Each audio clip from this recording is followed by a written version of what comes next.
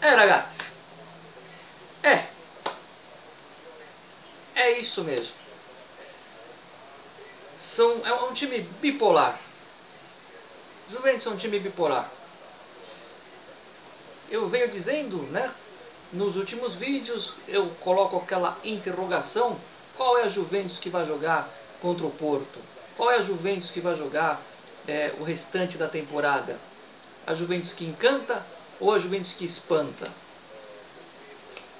Ragazzi, vamos analisar essa partida, tem muita coisa que eu quero falar. Vou tentar ser breve.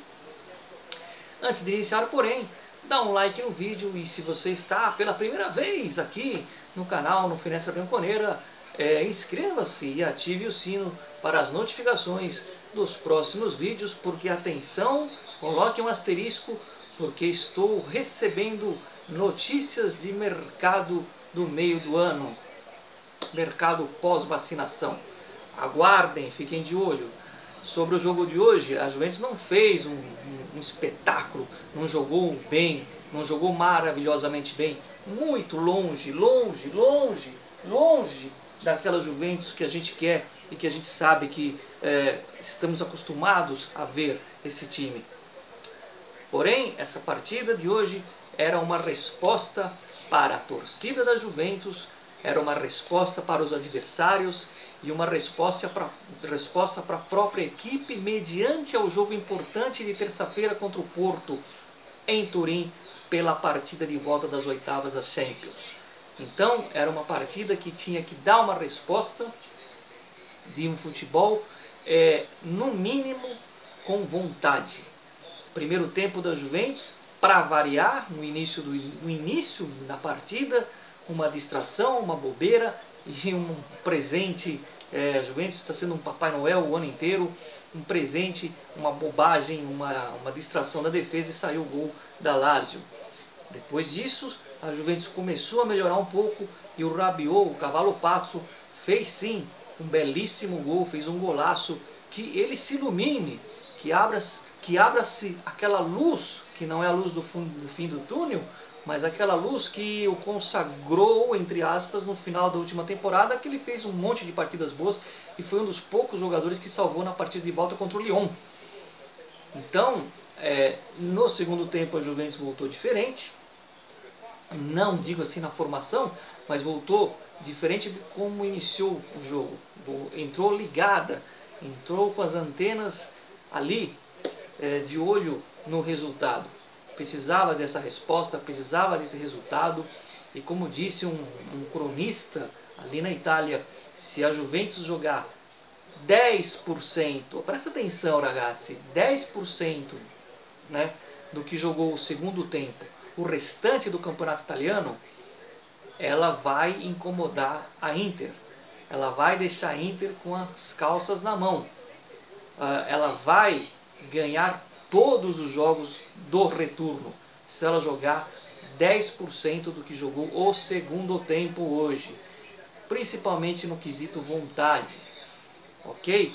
Então foi um jogo importante, porque nós deixamos 2 pontos em Roma no primeiro turno de bobeira. Muitos colocam a culpa no Dybala, outros colocam a culpa na defesa toda. Eu acho que ali foi uma desatenção total dos dois, mas antes do Dybala falhar e antes da defesa falhar, quando faltava acho que 30 segundos e a gente vencia a Lazio por 1-0, a Juventus poderia ter fechado aquela partida, ter feito 2-3-0. Não fez, perdeu gols que não podem perder. E no final a Lazio acabou empatando o jogo e a gente ficou com aquilo lá engasgado e perdemos 2 pontos ali.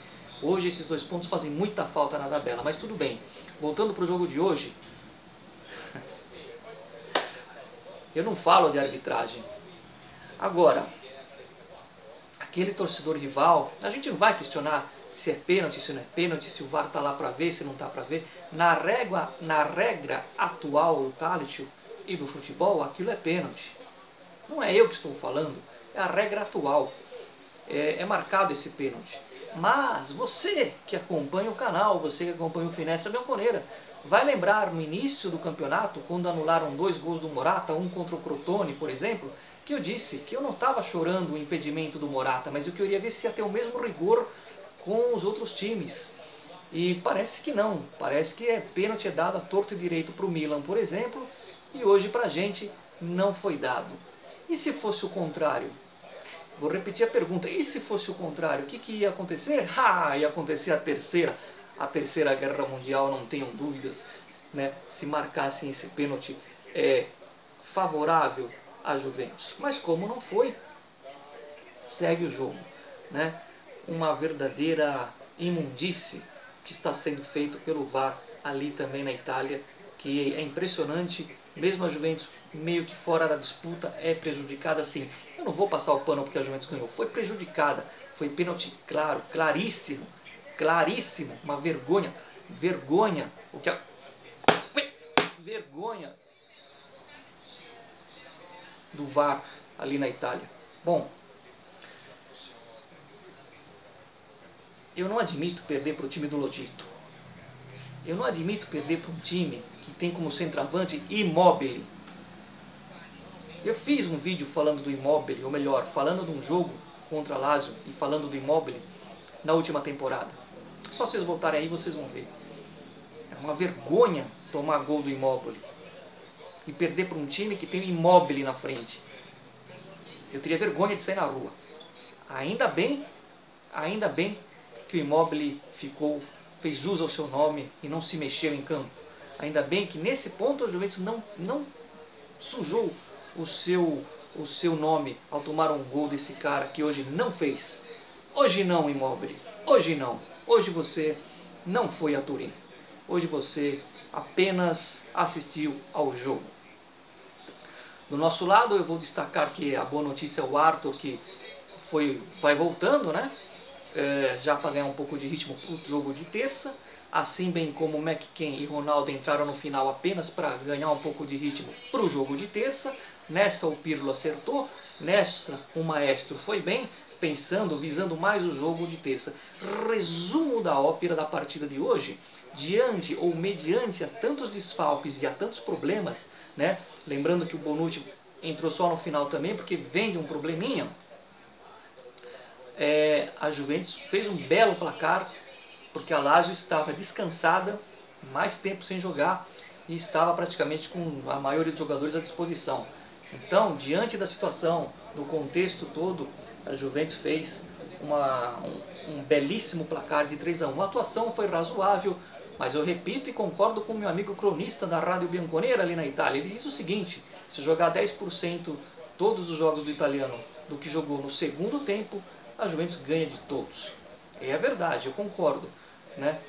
10% do segundo tempo seria maravilhoso. A Juventus mostrou, como eu disse no início do vídeo, precisava dar uma resposta para a torcida, uma resposta para o próprio time, de falar, Katsu, porra, levanta, porque nós estamos a Juventus e nós temos que jogar, acorda, jogar terça-feira uma partida de Champions contra o Porto, onde a gente precisa fazer o placar mínimo para passar de fase, onde a gente precisa confirmar essa passagem até pela parte financeira para as quartas de final. É um time que realmente surpreende. Às vezes a gente vê um time sem vontade e às vezes a gente vê um time com muita vontade. Depois do gol do Rabiot, foi uma Juventus com mais vontade, que foi se acertando em campo, e foi impressionante como esse rapaz, o Morata, quando ele está inteiro, quando ele volta, tudo que ele toca vira gol. Eu disse que esses desfalques fazem falta, por isso que eu não analiso o trabalho do técnico Pirlo, eu analiso as atitudes dele, e a atitude dele deixou a desejar contra o Verona. Pirlo, por que contra o Verona, também com vários desfalques, com 1-0, né, a gente não foi para cima e tentou fazer o segundo gol? Por que chamar o Verona? É isso que eu questionei naquele vídeo retrasado. Na parte tática é muito cedo para discutir o nosso maestro Andrea Pirlo. Estou contente com a vitória porque eu odeio o Lotito. Eu odeio o Lotito. Eu odeio o Lotito. Filho da puta. Ladrão. Safado. Vagabundo. Corno. E não admito perder para um time que tem no ataque um jogador como Immobile. Nada contra a pessoa do Immobile, mas o Immobile, ele não é fraco. Ele é fraquíssimo. O Obina é melhor que o Immobile. O Obina é melhor que o Immobile. Não estou falando do Eto'o, não, o Umbina que jogou no futebol brasileiro. Então é isso, ragazzi. Juventus 1, 2, 3 com um pênalti roubado. Lazio 0. Não, fez um gol, porque nós demos o gol. Até me perdi aqui. 3-1 para o Juventus, vitória importante, que quiçá se a Inter empatar, a gente pode voltar a sonhar com o Scudetto, que para mim é um sonho distante. Testa a cabeça na Liga dos Campeões, pelo menos para passar do Porto. E aí, como diz o Torricelli, um pouco de culo, quem sabe a gente pode chegar numa semifinal ou até nem mesmo numa final. Mas é importante ter o meio de campo com o McKennie e Arthur para pensar num time competitivo. E ter alguém ao lado do Ronaldo, no caso o Morata, já que o Dybala, piacha ou não piacha, gostem ou não gostem, o Dybala está fazendo falta em jogos como esse. É que hoje a Juventus, hoje eu fiquei feliz de ver um time que acordou depois do gol e bateu no time do filho da puta do Lotito. Me perdoem os palavrões, mas eu tenho que xingar, porque a gente não pode passar vontade, faz mal para a saúde. Inscreva-se no Finestra Bianconera, ragazzi, 1, 2, 3 a 1 em cima da Lazio. Estamos de volta na terça-feira, espero aqui, cantando a musiquinha da Champions de fundo, com uma classificação que eu espero que seja a Juventus que encante e que não a Juventus que espante para o jogo de terça contra os portugueses do Porto. Alla prossima ragazzi, ci vediamo, sempre forza Juve fino alla fine. Que vergonha, hein, VAR? Que vergonha. Aonde estão os cornutos que falam que a Juve rouba? Bando de corno. A gente vence na bola.